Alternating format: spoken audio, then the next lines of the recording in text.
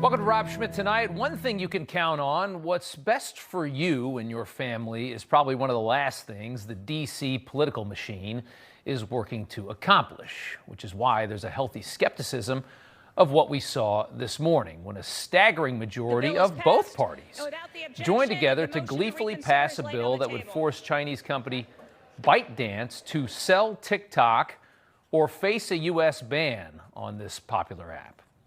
There's a good chance you don't know what TikTok really is. You probably don't use it very often. But it is the most ADD-friendly social media app ever created. It's perfect for kids who can't focus on anything for more than 12 seconds. The desire to ban this app ostensibly comes from a good place. The Chinese are hoarding data on Americans with this app. There are fears about the Chinese spying on Americans with this app. But also that TikTok is far different here in the U.S. than it is in China, where it was developed. The Chinese version is excessively healthy for Chinese culture and for their kids, filling them with patriotic ideals, teaching them skills. TikTok is very informative and healthy in Red China, whereas the American version is filled with a lot of mind-numbing nonsense, soft-core nudity, and quite a bit of far-left ideological propaganda, as you might know, including a lot of gender ideology like this. Kids as young as 3 and 4 are actually aware of their gender identity, even if they don't have the language for it. This is a tool I use to teach students about gender and sexuality. This has been my first year in preschool with a class of my own, teaching alongside another queer neurodivergent educator, and we have been rocking our TWO's class. We've been talking about gender and skin color and consent and empathy and our bodies and autonomy. It's been fabulous. So aside from that, which in truth and fairness can be found on all social media, TikTok's reputation suffers because it's helping to worsen a major problem that we have. Our kids are all hooked on their phones. Your kid sits and stares at a phone or a screen all day long, and TikTok makes this a lot worse. TikTok is probably the most addictive one there is. Studies show memory loss, depression, anxiety in kids that use this app. Plenty of headlines about the damage it does.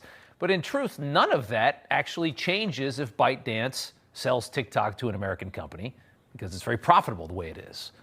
Our kids aren't going to be any safer. The government just says our country will be. The same thing they said when they passed the Patriot Act, and our surveillance state was supercharged in almost no time. The question is, what else comes along with this legislation that House members so excitedly passed today? There are two things that should concern you. And the first is people like Nancy Pelosi getting really, really excited about passing any bill. That should terrify you. Watch today as some of the most duplicitous, self-motivated people in Congress could barely contain their zeal for passing this bill. This is not an attempt to ban TikTok. It's an attempt to make TikTok better. Tic-tac-toe, a winner. A winner. Our intention is for TikTok to continue to operate, but not under the control of the Chinese Communist Party. Give this administration and future administrations the authority to respond to future national security threats. Today, we're sending a message to the CCP that we are going to deflate the 140 million spy balloons that they have installed on American phones. We must act and pass this bill today. Do you really think these people are this motivated for the reasons that I just explained, or can you smell something nefarious going on? Which brings us to the second concern, the fact that some of the most conservative people in Congress, not all, in fact, only a few, members who hate China, members who hate TikTok and what it's doing to our culture and our kids, some are standing in strong defiance of this bill. In addition to about 50 Democrats, in all fairness, who voted against it, 15 Republicans did as well. And in that group, we find Thomas Massie, Greg Steube, Marjorie Taylor Greene, Matt Gaetz, Andy Biggs, and others. That's an excessively conservative, if not in some cases libertarian group. Over in the Senate, Rand Paul called this bill a disturbing gift of unprecedented authority to Joe Biden. Thomas Massie said this today on the House floor. We don't need to be protected by the government from information. Some of us just don't want the president picking which apps we can put on our phones or which websites that we can visit. We don't think that's appropriate. We also think it's dangerous to give the president that kind of power, to give him the power to decide what Americans can see on their phones and their computers. To give him that sort of discretion, we also think is dangerous.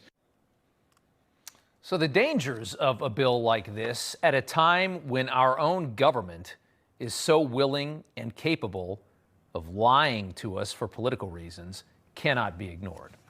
Remember, the intelligence agencies told us that the politically destructive Hunter Biden laptop and its contents, revealing the Bidens as very sleazy influence peddlers in very shady countries, that was dubbed Russian disinformation by your government.